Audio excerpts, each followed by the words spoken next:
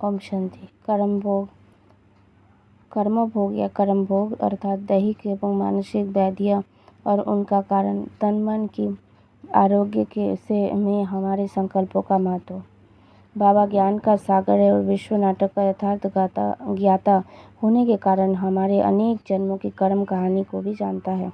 हमारी दैहिक और मानसिक व्याधियों का कारण जानते हुए हम उससे कैसे सहज मुक्त हो सके उसके विषय में भी बाबा ने बताया है। उस अनुसार हम पुरुषार्थ करके सहज उनसे मुक्त हो सकते हैं। यथार्थ पुरुषार्थ अर्थात कर्म योग के द्वारा सूली जैसा कर्म भोग कांटा बन जाता है। बाबा ने ये भी बताया है कि अनेक जन्मों के विकर्म के फलस्वरूप मानसिक और दैहिक व्याधि का आना अवश्य संभावी है, क्योंकि सभी आत्माओं के प्रकृति और आत्माओं के साथ के सर्व हिसाब किताब चुकत होते हैं। कर्म भोग की वेदना से मुक्त होने का सहज उपचार वेदराज परमात्मा ने हमको बताया है, जिससे हम उसकी वेदना से मुक्त हो सकते हैं। सर्व मानसिक और दैहिक व्याधियों की वेदना से मुक्त होने का एकमात्र सफल उपचार है देह से न्यारे अपने मूल स्वरूप अर्थात आत्मिक स्वरूप में स्थित हो जाना, अर्थात क्योंकि आत्मिक स्वरूप सर्व व्याधियों से मुक्त है। बहुत समय पहले से जब कर्म भोग की वेदना नहीं है तो उस समय का देह से न्यारे होने का अभ्यास ही कर्म भोग के समय उसकी वेदना से राहत देता है। वेदना या कर्म भोग के समय यह अभ्यास संभव नहीं है। वास्तविक को देखा जाए तो व्याधि का आना और वेदना की महसूसता ही हमको उसके उपचार के लिए बाध्य करती है, जो बाध्यता अनेक आत्माओं के साथ के हिसाब किताब को चुक्त करने का साधन है। सबके साथ के हिसाब किताब चुक्त होने के बाद ही उसका पूर्ण निदान संभव है। अपने आत्मिक स्वरूप में स्थित हो सर्व आत्माओं के प्रति शुभ भावना शुभकामना के वाइब्रेशन देना भी एक सफल उपचार है। हिसाब किताब चुकता करने का पुरुषार्थ है।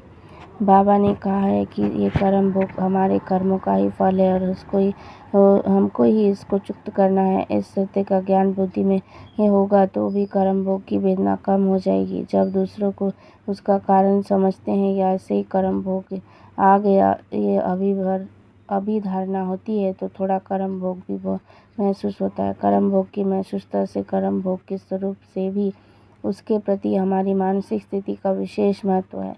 बाबा ने हमको कर्म भोग का कारण और निवारण दोनों बताए हैं। हमारे मन की आरोग्यता में रोगों में और उनके निदान में हमारे मन के संकल्प और हमारी स्थिति का बड़ा महत्वपूर्ण प्रभाव है। जैसे हमारे संकल्प होते हैं उसी अनुसार शरीर की ग्रंथियों के रस स्राव होते हैं तो हमारे दैहिक स्वास्थ्य के कारण भी बनते हैं। अनेक रोगों के निदान का आधार भी बनते हैं।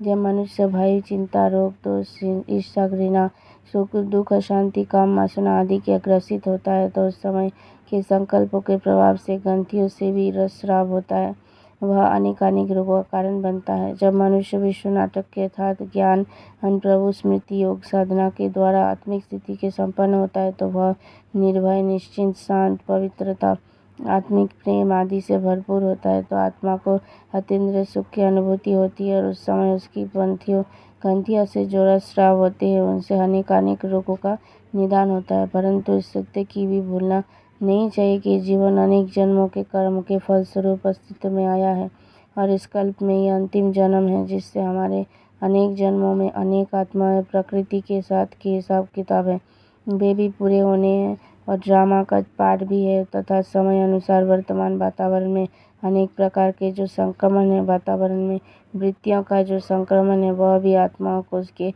कर्म अनुसार प्रभावित करते हैं और दैहिक बीमारियों का कारण बनते हैं। इसलिए किसी व्यक्ति के अपने जीवन के रोगों आदि को देखकर भ्रमित नहीं होना है, अपने लक्ष्य से विचलित नहीं होना है, आश्चर्यचकित नहीं होना है।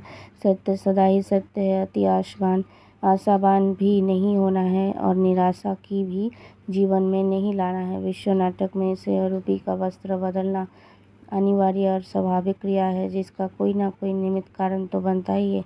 इसलिए तमो प्रधान समय के अनुसार बीमारी अर्थात कर्म भोग तो आता ही है, आना भी है। निदान के लिए यथोचित उपचार भी करना ही है और उसको भोग कर या योग बल से चुक्त भी करना है। मामा बाबा के उदाहरण हमारे सामने है अनेक मूल्यों। बाबा ने इसके लिए कहा है कि ब्रह्मा बाबा का उदाहरण भी दिया है। ब्रह्मा बाबा ने भी अपना अनुभव सुनाया है।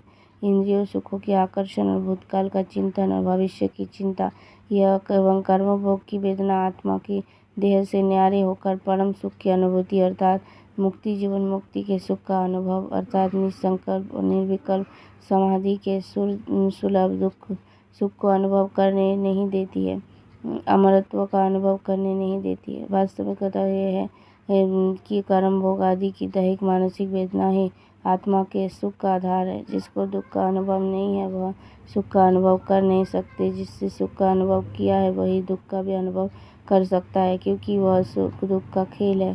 सुख दुख के अनुभव में ही जो जिस सीमा तक सुख का अनुभव करता है उसी सीमा तक दुख का भी अनुभव करता है।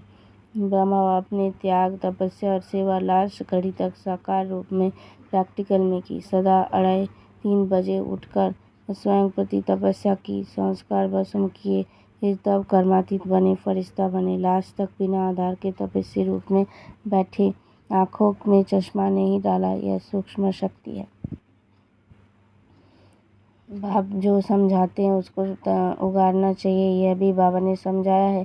कर्म भोग की बीमारी उथल खाएगी, माया सताएगी, परंतु मूंझना नहीं चाहिए। बीमारी में तो मनुष्य और भी भगवान को जास्ती याद करते। तुम और सब बातें भूल मुझे याद करो। बाबा के गीत गाओ। ब्राह्मण जीवन अर्थात बाबा हाय हाय नहीं, शारीरिक व्याधि से भी हाय हाय नहीं। बाबा ये भी बोझ उतरना मेरा ही हिसाब है, प्राप्ति के आगे हिसाब तो कुछ भी नहीं है। कोई बीमारी का दुख आदि है तो तुम सिर्फ याद में रहो, हिसाब किताब अभी ही चुकता करना है। माया जाता है खुशी खुशी ऐसी खुराक नहीं, गाया जाता है खुशी ऐसी खुराक नहीं। इस समय के इस एक जन्म या पुरुषार्थ का फल का अनेक जन्मों तक चलता है और वह अनेक जन्मों का खाता एक जन्म में ख़त्म होता है। तो अनेक जन्मों का हिसाब किताब एक जन्म में ख़त्म करने के कारण कब कब यह फोर्स रूप से में आता है। जब साक्षी होकर देखने लग पड़ते तो यह व्याधि बदलकर खेल रूप में हो जाती है।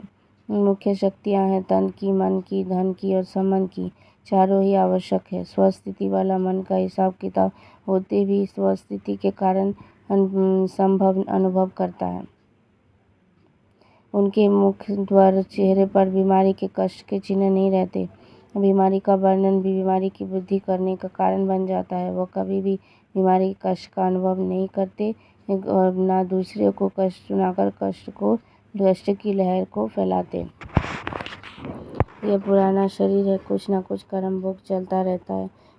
इसमें बाबा मदद करे यह उम्मीद नहीं रखनी चाहिए। बाप कहेंगे यह तुम्हारा हिसाब किताब है, अपनी आप ही मेहनत करो, कृपा मांगो नहीं। जितना बाप को याद करेंगे उसमें कल्याण है। जब कर्म भोग का जोर होता है, कर्मेंद्रिया बिल्कुल कर्म भोग के बोझ अपनी तरफ आकर्षित करे, जिसको कहा जाता है बहुत दर्द है। ऐसे समय कर्म भोग को कर्म योग में परिवर्तन करने वाले साक्षी हो, कर्मेंद्रियों को भगाने वाले जो होते हैं उसको ही अष्ट रत्न कहा जाता है, जो ऐसे समय विजयी बन जाते हैं। इस अलौकिक जीवन में आत्मा प्रकृति दोनों की तंदुरुस्ती आवश्यक है। जब आत्मा स्वस्थ है तो तन का हिसाब किताब, तन का रोग सूली से कांटा बन जाता है। इसके लिए वरदान अर्थात दवाई का काम कर देती है। तन की शक्ति आत्मिक शक्ति के आधार पर सदा अनुभव कर सकते हो। बीमारी का वर्णन भी बीमारी की दृष्टि करने का कारण बन जाती है। बीमारी की वृद्धि करने का कारण बन जाती है। बीमारी का वर्णन भी बीमारी को वृद्धि करने का कारण बन जाती है। कर्म योग परिवर्तन की शक्ति से कष्ट को संतुष्टता के परिवर्तन कर संतुष्ट रहे और मैं भी संतुष्टता की लहर फैलाएगा। अर्जी डालने वाले कभी भी सदा राजी नहीं रह सकते। निराकारी और साकारी दोनों स्वरूप की स्मृति से स्वतः ही समर्थी स्वरूप बन आएंगे। हेल्थ वेल्थ और हैप्पीनेस का अनुभव हर समय होगा। चाहे शरीर का कर्म भोग सूली से कितना भी बड़े रूप में हो, लेकिन सदा अपने को साक्षी समझने से कर्म भोग के वश नहीं होंगे। अब कर्म भोग सूली से काटे समान अनुभव होगा।